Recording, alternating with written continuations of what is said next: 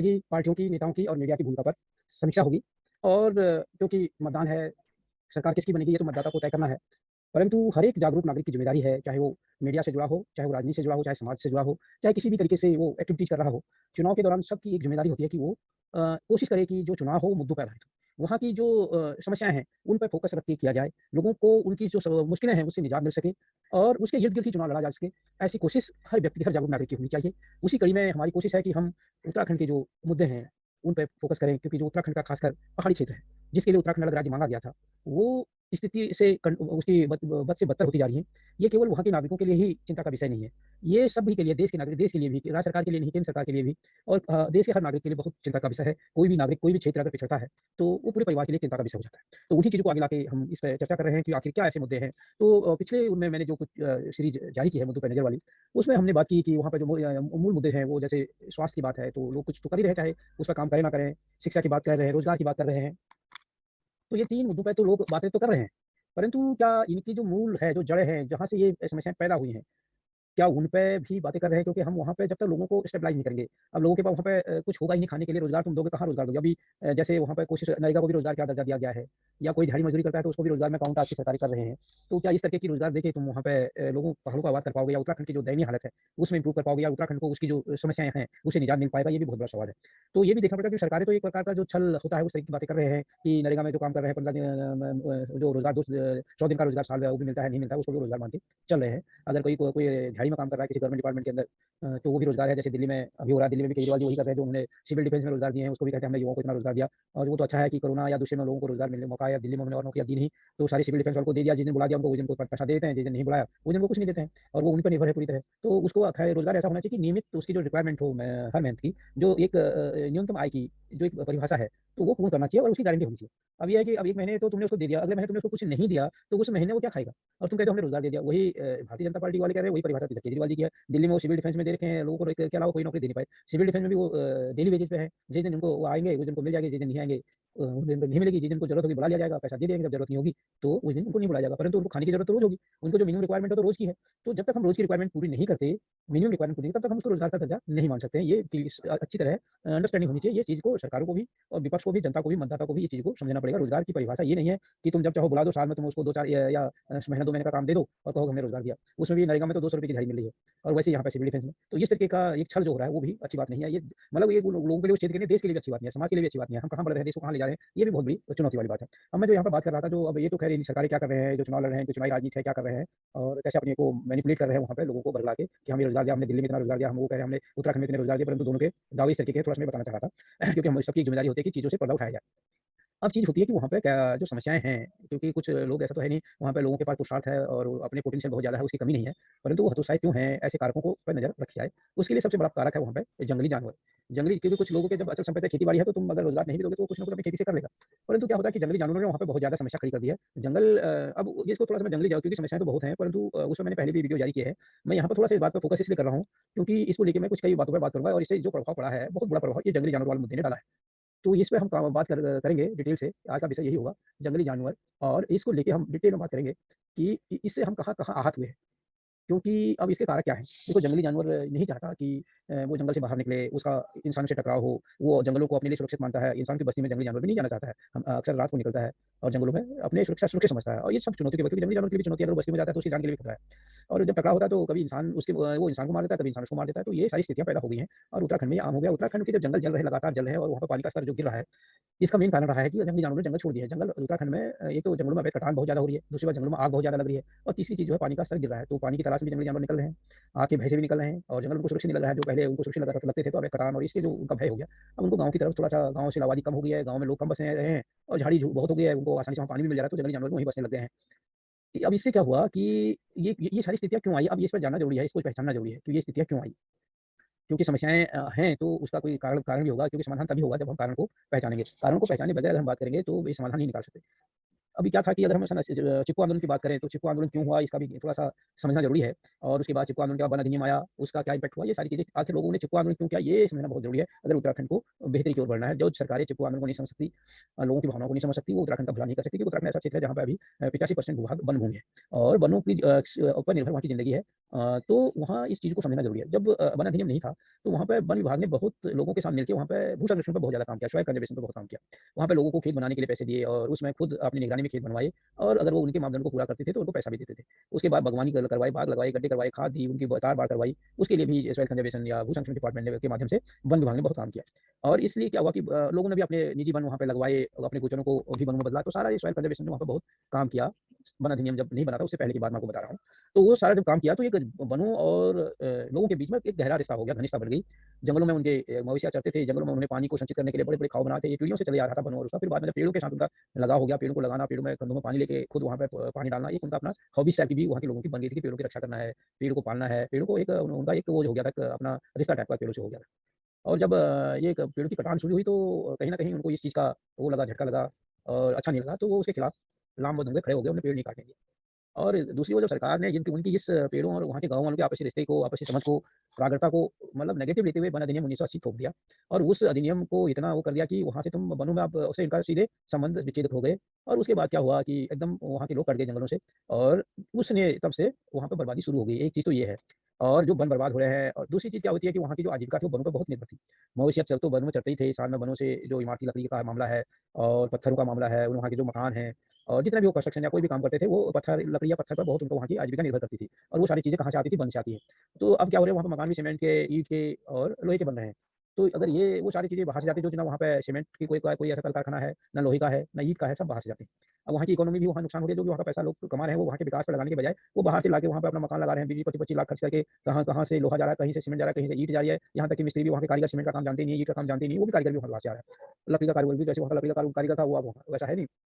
अब ये सारी चीज़ों का एक नेगेटिव असर पड़ा है, वन अधिनियम जब हमने कड़ा कर दिया, तो लोगों को वहाँ पत्थर भी नहीं मिले मकानों के लिए, इमारती लकड़ी भी नहीं मिली। अब ये क्या करके वनों की नीलामी करके ठेकेदार ले जाते हैं वहाँ से लकड़ी, फिर वो मैदानों में आकर उसको अपना ये तरीके से यूज़ करके बाद में बाजार में बेचते हैं, वहाँ से खरीद के ले जाने पड़ते हैं। अब जो भी तुमको अपने लिए लकड़ी चाहिए, अगर दरवाजे जो भी अब तुम्हें लकड़ी का कारोबार करना है, फर्नीचर ले जाना है, कुछ भी ले जाना है, सब तुम तराई से मैदानों से ले जाते हैं। और जबकि जंगल सारे उत्तराखंड में इतने पूरा 85% भाग हम बताते हैं कि जंगल है, पर वहाँ लकड़ी का कोई भी सामान तुम वहाँ उत्तराखंड में नहीं ले जा सकते, क्योंकि लकड़ी जब वहाँ पर होते हुए भी वो उनको अपने घर बनाने की लकड़ी भी मैदान से ले जानी पड़ती है, क्योंकि सीधे वो वहाँ से पैक होके ठेकेदार उनको सप्लाई कर देता है, पहाड़ों से दूर मैदान में। तो इसका भी बहुत असर पड़ा है, वहाँ के जो संसाधनों की जो कीमत मिलनी थी वो भी कम हो गई और लोगों को अब लगा कि उसके संसाधन की कोई कीमत ही नहीं है। उसके जंगल उसके काम नहीं आ पा रहे हैं, वो पेड़ उसके काम नहीं आ पा रहे हैं और उसके जो वहाँ पे पत्थर है वो उसके काम नहीं आ पा रहे हैं। उसको अपने मकान बनाने तक के लिए बाहर से ईंट, पत्थर, सीमेंट, लोहा सब बाहर से लाना पड़ रहा है, मिस्त्री मजदूर भी बाहर से लाना पड़ रहा है। तो ये सारी चीज़ें ने एक नकारात्मक वो है, इसमें सारा जो भूमिका रही है वो वन अधिनियम की रही है। और अब जब ये रहा तो दूरियाँ तो बढ़ी गई, तो जंगल जब जलने लगे तो पहले तो क्या था, लोग जाके जंगल की आग बुझा देते थे और जंगल को जलने से बचा देते थे। अब क्या लोगों के जंगलों में जाना बंद हो गया, तो लोग भी जंगलों में जाकर आग आ रहा तो आ जाओ अपने गाँव, अपने घर, अपने खेतों को बचाने की कोशिश कर लेते हैं और उसके बाद जंगल जलता रहता है, चाहे वो दिन में साल में 4 बार जले, 5 बार चले, जितनी बार भी जले। सरकारी मशीनरी इतनी है नहीं, है भी तो कितना कर लेगी, अगर एक जंगल में 2-4 आदमी है भी तो जंगल में कहीं से भी आग आ सकते हैं, तो चल में क्या कर सकते हैं? तो वो एक प्रैक्टिकली संभव है नहीं। तो इससे भी जंगल नहीं बचाए जा रहे हैं और दूसरी चीज़ें क्या हो रही हैं, जैसे जंगलों में अवैध कटान होती है, पेड़ लगते नहीं है, वृक्षारोपण के नाम पर बजट खाए जाते हैं, तो ये कुछ लोगों के ऐसे आरोप भी है। तो जो ये ऐसे अवैध कारोबारी है या भ्रष्टाचारी है, वो लोग भी जंगलों को जानबूझ के जला देते हैं। तो ये भी एक माध्यम हो गया, क्योंकि अब लोगों का तो कंट्रोल है नहीं और ये अंदर खाने फाइलों में काम हो रही है और माचिस की तीली से वो फाइल का सारा काम कंप्लीट कर दिया जा रहा है, जो भ्रष्टाचार है उसमें काली पोत दी जा रही है। तो ये भी कारण है। अब इसका जो प्रभाव पड़ा है, एक तो वहाँ के जो संसाधन जो थे, जो पत्थर था, जो लकड़ी थी, वो तो वहाँ के लोगों के काम आया नहीं, उसमें वहाँ के लोगों की नगदी की बर्बादी हुई। दूसरा जो जंगल के पशु थे, वो बस्तियों में आ गए, उन्होंने वहाँ आतंक मचा दिया, वहाँ के गाँव की खेती बर्बाद कर दी। लोगों ने गाँव की खेती करना भी बंद कर दिया और वो खेतों में भी जो अब आग आती है, तो गाँव वाले खेत की आग दूरी नहीं बुझाते। तो अब ये हालत है कि बीच-बीच में आप देखते होंगे कि लोगों के अपने घर जलने भी शुरू हो गए पहाड़ों में। कहीं उनके मवेशी रहते हैं, वही कई जगह जल जाते हैं, कि आग इतनी फैल जाती है। इसके भी कई वीडियोज़ आप लोगों ने पीछे गर्मियों में देखे होंगे, कई जगह ऐसी घटनाएँ उत्तराखंड के अंदर हुई। तो अब इन सारी चीज़ों से निजात पानी पड़ेगी, क्योंकि हम उसकी वीडियो देखते हैं, उसकी खबरें देखते हैं, यहाँ तक तो सीमित रहना नहीं पड़ेगा, अब उनका समाधान तो निकालना पड़ेगा। तो इसका समाधान निकालने के लिए जब चुनाव हो रहे हैं, तो राजनीतिक पार्टी के पास क्या सॉल्यूशन, क्या समाधान है? क्योंकि मैं हम लड़ेंगे, हमको वोट दो, ये होगा, वो होगा, मंदिर बनाएँगे, मस्जिद बनाएँगे, ये करेंगे, वो करेंगे, धर्म बचेगा, फलाना होगा। अरे धर्म में हमारा घर नहीं बच रहा, हम नहीं बच रहे हैं, हमारे खेत बर्बाद हो गए, हमारे बच्चे बेरोज़गार घूम रहे हैं। कौन इस धर्म को देखेगा बाद में? हम ही नहीं रहेंगे तो। अब ये सबसे बड़ा इंपॉर्टेंट हो गया। तो ये चुनाव में ये भी देखना पड़ेगा कि कौन इन चीज़ों पे गंभीर है, कौन कहता है कि हम ये वन अधिनियम वनों पे फिर पुनः वहाँ के लोगों को अधिकार देंगे। जब तक वहाँ के लोगों को अधिकार नहीं देंगे, तब तक ना जंगल बच पाएँगे, जंगल नहीं बचेंगे तो जंगली जानवरों का हम लगाम नहीं लगा सकते। क्योंकि जंगली जानवरों को का घर है वो, उसका घर उजाड़ देंगे तो दूसरी तरफ बढ़ेगा। तो ये पहली चीज़ तो ये हमें फोकस करना पड़ेगा इस चुनाव में कि वन का अधिकार की बात जो कहेगा कि वनों पर स्थानीय लोगों का अधिकार है, तो वनों से अब एक चीज़ और यहाँ पे वो आगे की, अब जानवर आ गए, खेती बर्बाद हो गई, अब लोग क्यों नहीं करते खेती? वे बर्बाद हो गए तो कितने खा लेंगे जानवर? अब यहाँ पे थोड़ा-सा और समझने की ज़रूरत है कि वहाँ पे खेती हो गई, जानवरों ने बर्बाद कर दी, फिर भी संघर्ष तो करना चाहिए, संघर्ष तो छोड़ा जा सकता है। अब उसके लिए एक और ही नकारात्मक वो है कि वहाँ पे जो खेती है, वो छितरी हुई खेती है और कुछ लोगों ने पलायन कर चुके हैं। जो लोग थोड़ा-सा समृद्ध हैं और बाहर उनको थोड़ा बहुत जॉब है, कमाने का जुगाड़ है, तो वो तो पलायन कर चुके हैं, वहाँ खेती उन्होंने छोड़ दिया। अब जो लोग वहाँ खेती कर भी रहे थे, संघर्ष कर भी रहे थे, उनकी खेती क्या है कि कई किलोमीटर में फैली हुई है। एक खेत यहाँ है, तो एक खेत आधा किलोमीटर दूर है, दूसरा खेत उससे भी आधा किलोमीटर दूसरी जगह है, चारों तरफ फैली हुई है। और उस चक्कर में वो अगर अपनी चारों तरफ उसके खेत बंजर खेत हैं, लोगों ने छोड़ रखे हैं, बीच में उसका अकेला खेत है, अगर उसकी रक्षा के लिए वो छोटा-सा खेत है, उसको बचाने के लिए, जानवरों से बचाने के लिए, उसको पानी की सिंचाई के लिए अगर व्यवस्था करता है, तो बड़ी उसके लिए मुश्किल हो जाती है। और उसके अड़ोसी-पड़ोसी करते नहीं है, तो ये भी उसके लिए मुश्किल हो जाए। रास्ता इतने लंबा हो जाता है उसके खेत तक जाने का कि उसमें अब रास्ते ही नहीं है, कहीं बारिश से टूट गए, कहीं जो सड़कें बनाई उसके मलबे से दब गए, कहीं वहाँ पे झाड़ियाँ जम गई, तो उसलिए रास्ते बंद हो गए। ये भी बड़ा चुनौती की जो छितरी हुई खेती है। अभी सरकार के पास एक वो था कि जब खेती छितरी जाती है तो एक चकबंदी ऑप्शन सरकार के पास था। तो सरकार को चाहिए था क्योंकि जो बेहतरी की जो चीज़ें होती हैं वो सरकार की ज़िम्मेदारी बनती है कि वो काम करें। तो उत्तराखंड में एक बहुत ज़रूरी था कि वहाँ पे चकबंदी की जाए। तो वहाँ पर अगर हमको करनी है कृषि को दोबारा अगर जीवन देना है तो वहाँ पे हम क्या करें चकबंदी करें। हम कृषि को बचाना है तो वहाँ पे चकबंदी करना बहुत ज़रूरी है। चकबंदी के ऊपर मैं आ रहा था आपके पास वो लेके, तो इसको मैं आपको बताऊँ चकबंदी में आंदोलन के दौरान क्या सोचते थे कि हम चकबंदी करेंगे। उत्तराखंड आंदोलन के दौरान भी चकबंदी के ऊपर एक बहुत बड़ा बहस हुआ करती थी कि हम चकबंदी उत्तराखंड में आवश्यक है। अब जब इस बहस को गाँव में ले जाते हैं, बात की जाती है, तो उस समय थोड़ा-सा लोगों को ऐसा लगता था कि चकबंदी काफ़ी मुश्किल जॉब है। क्योंकि जब हम वहाँ के स्थानीय लोगों से बात करते थे, तो उनका ये होता था कि किसी के पास तालाब ज़मीन है, दूसरे के पास क्या है उबराड़ है, किसी के पास खरक है जैसे जंगलों में कोई ज़मीन है। इस तरह क्या हो किसी की ज़मीन क्या है गाँव के एकदम पास है, किसी की सड़क के एकदम पास है। तो इस तरीके से वर्गीकृत भूमि है और वो कैसे दूसरी जगह ज़मीन ले लेगा? और किसी को एकदम तालाब ज़मीन मिल जाएगी, किसी को एकदम उर्वर मिल जाएगी, तो इस तरीके का एक असमंजस उत्तराखंड के जो खासकर जो पहाड़ी भूभाग है, वहाँ पे है। तो इसको कैसे वो किया जाए, इसमें कैसे सामंजस्य बैठाया जाएगा, इस पे लगातार चर्चा हुआ करती थी। तो इन सारी चीज़ों पे ध्यान देते हुए उस समय ये था कि चकबंदी की जाएगी। आज की स्थिति तो ऐसी है कि लोगों ने सारी तरह की ज़मीनें छोड़ दी हैं, पानी का स्तर लगातार गिर रहा है, तो चकबंदी करना बहुत आसान और एक पहल करने की ज़रूरत है। लोगों को चक मिल जाए कम से कम अपनी ज़मीन को कैसे भी पहाड़ भी रहेंगे तो वो कर लेंगे बाढ़ करके उसको यूज़ करने की कोशिश करेंगे। तो उसमें क्या सोचते थे कि भूमि परिवर्तन के इसके अंतर्गत क्या सोचता था कि भूमि प्रबंधन उसमें क्या था कि पहली चीज़ तो ये था कि हम भूमि बंदोबस्त करेंगे, क्योंकि भूमि बंदोबस्त सन 60-62 के बाद हुआ नहीं है। वहाँ पे ज़मीनें ऐसी हैं कि अदला-बदली कर दी गई है, कहीं टूट-फूट हो गई है, उनकी स्थितियाँ बदल गई हैं। तो जो कागज़ों में है और जो ज़मीन में है, उसकी स्थिति में बड़ा परिवर्तन आ गया है। तो सबसे पहले वहाँ पे था सशक्त भू कानून लाया जाए, अनुच्छेद 371 लागू किया जाए और तो पहले तो वहाँ पे बाहरी लोगों की खरीद-फरोख्त पर रोक लगा दी जाए। दूसरी चीज़ भूमि बंदोबस्त किया जाए, उसकी स्थान पर जाके उसकी पैमाइश की जाए, उसकी फिजिकल पोज़ीशन क्लियर की जाए, जो अपडेट की जाए। तीसरी चीज़ थी अब जब ये सारी चीज़ें हो जाती हैं, तो उसके बाद आता है चकबंदी के ऊपर, क्योंकि चीज़ें क्लियर होनी चाहिए पहले कि वो है भी नहीं है फिजिकली। हमने कागज़ों में उसको चक बना दिया, पता चला वो जो लैंड की हम बात करें, वो लैंडस्लाइड में ही चली गया, बह गया है। तो वो फिजिकली चेक करना भी ज़रूरी है। तो भूमि प्रबंधन के अंतर्गत प्रत्येक भूस्वामी की भूमि को मौके में जाकर चिन्हित एवं पैमाइश कर रिकॉर्ड करना, चकबंदी लागू करने के अंतर्गत भूमि को वर्गीकृत करना। अब इसमें वही था कि हम भूमि को पहले वर्गीकृत करेंगे, जैसे क्या था सर्कल रेट होता है कि अगर किसी के पास तालाब ज़मीन भी है, उबराड़ भी है, हरी चारा क्षेत्र तो एक्चुअली वो तो गवर्नमेंट का है इस समय, जो 2 खेतों के बीच की ज़मीन होती है, वो किसी के नाम की नहीं होती है, उत्तराखंड में अभी स्थितियाँ तो ऐसी हैं। परंतु इसको भी चिन्हित किया जाए कितनी उसके पास ऐसी ज़मीन है और अगर उसकी कोई ज़मीन जैसे हम कहते हैं खरक जिनको कहा जाता है, तो अगर जंगलों के बीच में है, तो उसको भी पैमाइश किया जाए। इस तरीके का एक आकलन था कि हम उसकी कुल उसके पास कितनी ज़मीन है, उसका कुल सर्किल रेट कितना बनता है। इस तरीके उसकी वो एक वैल्यू निकाली जाए और उस वैल्यू की ज़मीन वो जहाँ लेना चाहे, वो चाहे तालाब में लेना चाहे उसको तालाब में दे दो, उबराड़ में लेना चाहे उसको उबराड़ में दे दो। उसको जहाँ खरक है उसके वहाँ लेना चाहे तो वहाँ उसको ज़मीन दी जाए और उसको हम एक्स्ट्रा प्रोत्साहन के लिए क्या दे सकते थे, चाहे कोई कहता है अधिक सारे लोग डिमांड हो गई कि हमको नहीं तालाब में ही चाहिए और किसी की डिमांड हुई नहीं मेरे को तो ज़्यादा चाहिए उबराड़ में चाहिए। तो अब उसको कैसे सामंजस्य किया जाए उसके लिए अलग-अलग प्रोत्साहन की जिसकी डिमांड कम हो उसके साथ प्रोत्साहन के लिए सरकार अपनी तरफ से कुछ और चीज़ें लीज़ में दे या कुछ और व्यवस्था करे, वो उसमें चकबंदी के टाइम किया जा सकता था। तो इसमें क्या था कि चकबंदी में परिवार बढ़ने क्या खेती ज़मीन क्या होता था कि ज़मीन अगर तुमने शुरू में भी क्या हुआ कि खेत अगर साथ भी थे तो परिवार बढ़े तो खेत बढ़ गए, अब खेत बढ़ गए तो खेत छितर गए, जैसे मैं बता ही रहा था खेत छितरी हुई खेती है वहाँ पे। तो अब इसमें क्या होता है हमारे समय की बर्बादी, खाद की बर्बादी, संसाधन की बर्बादी सब कुछ हो रही है, उसको रोकने के लिए चकबंदी ज़रूरी है, ये माना गया था।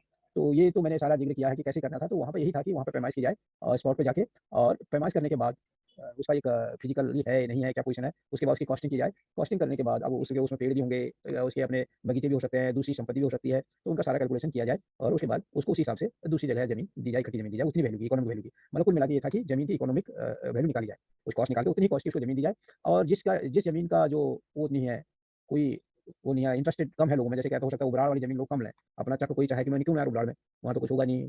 तो उसके लिए कुछ प्रोत्साहन राय सरकार अपनी तरफ से कुछ ऐसी चीज़ें रखे कि उसमें हम उसको डेवलपमेंट करने के लिए इतना पैसा सरकार अपनी तरफ से देगी या उसके साथ इतनी ज़मीन और एक्स्ट्रा उसको दे देगी। मतलब कोई ऐसी दे अट्रैक्शन वाली स्कीम ताकि लोग उबराड़ ज़मीन में भी अपना इंटरेस्ट दिखाएँ या जो खड़क हैं, जंगलों के बीच में जो ज़मीन है वहाँ भी अपना इंटरेस्ट दिखाएँ। ये चकबंदी के बारे में सोचा गया था। तो चकबंदी बहुत इंपॉर्टेंट है, उससे क्या हुआ अब ये तो था कि आंदोलन के दौरान चकबंदी के बारे में क्या सोचा गया था। परंतु उत्तराखंड के मामले में जब मैं बात कर रहा था कि जंगली जानवरों का आतंक है, ये सारी चीज़ें हैं। तो अगर चकबंदी होती, अब यहाँ पर हम इमेज थोड़ा-सा एक कल्पना करें कि अगर हमारे बाय चांस चक होते, तो लोग क्या करते अपनी तार-बाड़ कर लेते, ऊँची-ऊँची उसको बंदरों से बचाना, सूअरों से बचाना, जंगली जानवरों से बचाने का कुछ ना को इंतजाम कर लेते, क्योंकि उन्हीं का अपना ही चक था। जैसे हम अपने मकान की चारदीवारी कर लेते हैं, दरवाजे बंद कर देते हैं बंदरों से बचने के लिए, तो वो भी हमारे घर से अपनी एक चारदीवारी टाइप की कर लेते हैं, अपना घर जैसा बना देते हैं, अपने ऊँचे-ऊँचे तार लगा के और गेट लगा के, ताकि बंदर ना आए, सुअर ना आए और जंगली जानवर वहाँ ना आए और उसकी फसल को नुकसान ना पहुँचाए, हमारे चक को नुकसान ना पहुँचाए। हम अपनी फसल को, अपने बाग को, अपने बगीचे को, जो भी हम वहाँ पैदावार करते थे, उसको सुरक्षित कर सकें। तो एक तो ये हो जाती है, चक बन जाती है। तो दूसरी चीज़ ये थी कि जो पानी की समस्या है, उसमें भी लोग काम करके अपने-अपने वहाँ पे वो जलाशय बना लेते। अब जैसे उत्तराखंड आंदोलन के दौरान भी ये सोचा गया था कि हमारे अपने अगर लोगों के चक होंगे, तो चकों को एक तो कनेक्टिविटी करना आसान हो जाएगा। लो जो अभी इतने इस तरीके से रोड़ें काट दी हैं, बार-बार जो कहते हैं कि बड़ी कृषि भूमि का नुकसान हुआ, वन भूमि का नुकसान हुआ और कई कृषि भूमि सड़कों में दब गई और कई उसके मलबे से दब गई और इस बेरहमी से दबा दी गई। अब उससे क्या हुआ, बड़ा नुकसान जो हमें आगे लंबे समय तक झेलना पड़ेगा। परंतु आंदोलन के दौरान ये सोचा गया था कि हम क्या करेंगे कि चक बना देंगे और चकों को कनेक्ट कर देंगे रोडों से और वहीं पर पानी, जैसे हर घर नल, हर घर जल की बात हुई है, ऐसा था कि हर चक को हम नल पानी दे देंगे, सड़क दे देंगे और उनका अपना जलाशय वो बनाएँ, ऐसी सुविधा दे देंगे, अपना पावर हाउस वहाँ पे बना सकें। क्योंकि चक होगा तो वो अपना पावर प्लांट भी वहाँ पे बना सकता है, सोलर पावर का बनाए, चाहे वो पवन चक्की से बनाए, चाहे वो गोबर गैस का प्लांट लगाए, चाहे वो दूसरी तरह की लगाए। तो अपना एक जो उसकी रिक्वायरमेंट है, जैसे बिजली की रिक्वायरमेंट है, तो अपने लिए भी पैदा करे और सरकार के लिए भी पैदा करे, सरकार भी खरीदे, अपने अड़ोसी-पड़ोसी को भी दे सकता है। ऐसी व्यवस्था वहाँ पे ये सोचा गया था कि वहाँ पे जो बिजली पानी का मामला है उसका भी है, लोगों को आसानी से मिल सके, जल जो सिंचाई का जल है, चाहे पेयजल है, उसके लिए भी वो व्यवस्था कर सके। ऐसे उस समय सोचा गया था कि हम इस तरीके की व्यवस्था करेंगे। जैसे अभी अब तो जैसे हमारे तराई में हो गया, उत्तराखंड की तराई में भी अब बुरा हाल हो गया है। वहाँ भी महानगरों की तरह सारे फ्लैट बनने लग गए हैं। तो वहाँ वहाँ भी ये था कि जैसे सोलर प्लांट है, जिसके पास छत है, वो अपनी छत में सोलर प्लांट लगा ले और बाकी अपने नीचे वाले फ्लैट वालों को बिजली बेचे अपना और खुद भी करे और उनसे पैसा लेके कमाई भी करे। और सरकार ये सोचती थी, उत्तराखंड आंदोलन के दौरान भी ये सोचा गया था, सरकार तो क्या सोचती है अब तो ये फ्री बिजली और ये वाली बात होगी, तो उत्तराखंड आंदोलन के दौरान ये सोचा गया था कि अभी भी जो आंदोलनकारी संगठन है, वो तो बार-बार ये कहते हैं कि हम जो छोटे संयंत्र है बिजली के, चाहे वो पनबिजली संयंत्र, बड़े-बड़े बांध है, पंच से बांध का जो विरोध वो लोग करते हैं, सरकार ने यही है। क्योंकि वहाँ पर हर घर अगर पावर जनरेट करने लगेगा, तो इतनी पावर जनरेट हो जाएगी कि कई पंचेश्वर बांधों से भी ज़्यादा वो इकट्ठा जनरेट कर सकते हैं। परंतु सरकार उनको आगे वो तो दे। सरकार तो नहीं चाहती, सरकार तो चाहेगी किसी पूंजीपति का पावर प्लांट हो, जब अगर दबते हैं तो दबने दो गाँवों को। परंतु उत्तराखंड आंदोलन के दौरान ये सोचा गया था हर एक घर अपना पावर प्लांट, चाहे वो सोलर एनर्जी हो, चाहे पवन बिजली हो और वहाँ पे और तरीके के अभी लोग वहाँ पे पैदा कर रहे हैं। जैसे गोबर गैस का प्लांट लगा लो और तरीके के जो वहाँ पे प्यूल से जो बिजली पैदा करने वाली बात है और कूड़ा-करकट से जो और चीज़ों से बिजली पैदा कर सकते हैं। ऐसी कल्पना वहाँ पे आंदोलन के दौरान की गई थी कि हर आदमी का अपना पावर हाउस हो, वो अपने के लिए भी पैदा करे और जित उसे एक्स्ट्रा वो पैदा करे जो सरकार उससे ले और आगे उसको बेचे। और वैसे ही था कि कुकिंग के लिए भी अपना, चाहे वो सोलर कुकर, सोलर एनर्जी से भी अपना कुकिंग का काम करे या फिर गोबर गैस प्लांट लगाए या कोई और चीज़ों का वो इस्तेमाल करे, ताकि उसकी जो कुकिंग की रिक्वायरमेंट है, कुकिंग गैस की रिक्वायरमेंट है, उसका भी समाधान निकल सके।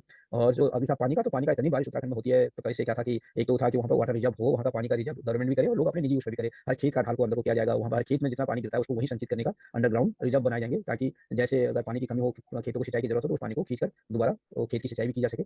और जो बाढ़ वाली स्थिति है उसको भी नियंत्रण किया जाए, भूस्खलन वाली स्थिति को भी नियंत्रित किया जाए, जो वहाँ की उपजाऊ मिट्टी बह रही है उसको भी रोका जा सके। ये आंदोलन के दौरान सोचा गया था। तो उससे क्या था कि जो पानी की समस्या है कि जल स्तर गिर रहा है उसका भी समाधान हो जाता और जल स्रोतों की कमी सूख रहे हैं उसका भी समाधान हो जाता और जो बार-बार पहले जो गाँव बचे थे उनमें सब में पानी की व्यवस्था थी, अब जो दिक्कत आ रही है वो भी समाप्त हो सकती थी। ये आंदोलन का विज़न रहा।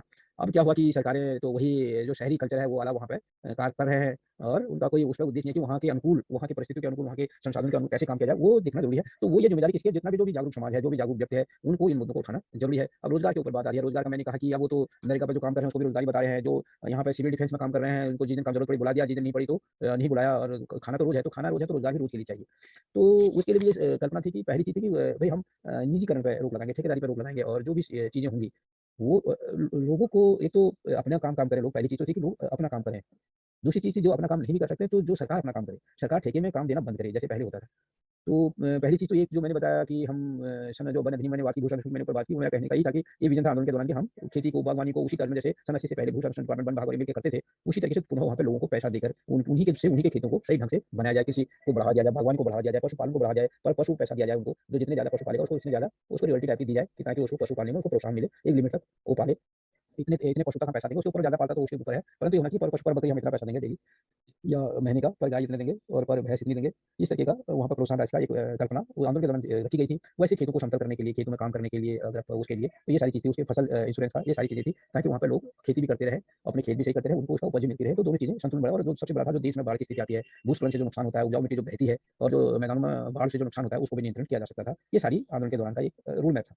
परंतु जब ये सरकारें आई तो उनके पास तो ये विज़न है ही नहीं। वो तो कॉपी कर रहे हैं कि जो शहरों में जो होता था, वही मैं जो कंक्रीट के मकान की बात कर रहा था, जो उनका काम करने का तरीका है, जो उनकी सड़क बनाने का तरीका है और हर चीज़ का उनका तरीका वही है। तो वहाँ के जो संसाधन है उन पर उनका फ़ोकस नहीं है, वहाँ के कौशल पर उनका फ़ोकस नहीं है, वहाँ के सामर्थ्य पर उनका फ़ोकस नहीं है। तो वहाँ वो वहीं पे कर जो शहरों में जिसके पास कोई हम पलायन करके शहर आए तो हमारे पास तो कोई अपना कोई संसाधन होता नहीं है, हमको हर चीज़ पैसे से करना होता है और वहाँ के लोगों का कल्चर भी उन्होंने वही वो बना दिया जिसके पास संसाधन है, जिसके पास अपना पानी है, अपनी ज़मीन है, अपना जंगल है, अगर वो भी सारा पैसा नगद में पैसे से सब कुछ करने लग जाए, तो फिर फ़ायदा क्या है? अपने पास अपने संसाधनों का बिना संसाधन के आदमी में क्या अंतर रह जाएगा? इन चीज़ों को सोचने की ज़रूरत है। तो ये चुनाव में भी इन सारी चीज़ों को फ़ोकस करके बात करने की ज़रूरत है कि वहाँ के संसाधनों पर लोगों की डिपेंडेंसी बढ़ानी पड़ेगी, वहाँ के संसाधनों को ज़्यादा से ज़्यादा यूज़ करना पड़ेगा, डेवलप करना पड़ेगा, विकसित करना पड़ेगा, उनका महत्व बढ़ाना पड़ेगा और उनको बताना पड़ेगा कि आप नगदी से ज़्यादा जो वहाँ के संसाधनों को यूज़ और विकसित करने के ऊपर फ़ोकस करें। ऐसी सरकार वहाँ पे लानी पड़ेगी और चकबंदी की मैंने बात की, जानवरों की समस्याओं को लेके वन अधिनियम के ऊपर बात की, तो ये सारी चीज़ों को जो एड्रेस करता है, उसको वोट देना चाहिए और फ़ोकस करना चाहिए कि पार्टियाँ इन मुद्दों पे ध्यान दें कि वहाँ के संसाधन नगदी के ज़्यादा, क्योंकि वहाँ के आदमी को कहीं एहसास ना कराएँ, वहाँ पे जो ये कोशिश हो रही है कि हमारे लिए पानी का कोई महत्व नहीं है, हमारे लिए जंगलों का कोई महत्व नहीं है, हमारे लिए ज़मीन का कोई महत्व नहीं है, इस तरीके का अगर पैसा हो तो सब चीज़ आ सकती है। इस तरह की जो भावनाएँ वहाँ जनरेट हो रही है, इस तरह का जो कल्चर वहाँ जनरेट पैदा करने की कोशिश हो रही है, उस पे लगाम लगाने की ज़रूरत है। हमें इस तरह की मानसिकता, ज़मीन है तभी हमें पानी है, तभी हमें जंगल है, तभी हमें हमारा जीवन इन जंगलों से है, हमारा जीवन इस ज़मीन से है, हमारा जीवन इस पानी से है। और ये पानी हमारे लिए नित्य, हमारे पास पैसा नहीं होगा तब भी हम जी सकते हैं, हमारे लिए पानी ज़रूरी है, हमारे पास पैसा नहीं भी है, हमारे लिए जंगल ज़रूरी है, हमारे पास पैसा नहीं भी है, हमारे लिए ज़मीन ज़रूरी है। बिना पैसे से हम जी सकते हैं, परंतु बगैर ये हमारी पिछली पीढ़ी ने भी देखा है, जब हमारे पास नगदी नहीं होता था, अदला-बदली से लोग काम चलाते थे, परंतु हमारे पास उस समय ज़मीन हमारी अच्छी उपज करती थी, हमारा पानी, हमारे स्रोत सूखे नहीं थे और हमारे जंगल आबाद थे, तो हमारी ज़िंदगी उसमें खुशहाल थी। तो इन चीज़ों को मुद्दा बनाने की ज़रूरत है और जो एक और समस्या थी वहाँ पे जो बैलों का व्यापार है, उस पे भी थोड़ा फोकस करने की ज़रूरत है। तो मैं इस वीडियो में मेरा मकसद यही था कि हम मुद्दों पे नज़र रखने की कोशिश करें, मतदाता ताकि अपना वोट सही जगह डाले और मुद्दों पर फोकस होके डाले। इसी के साथ जय हिंद, जय उत्तराखंड।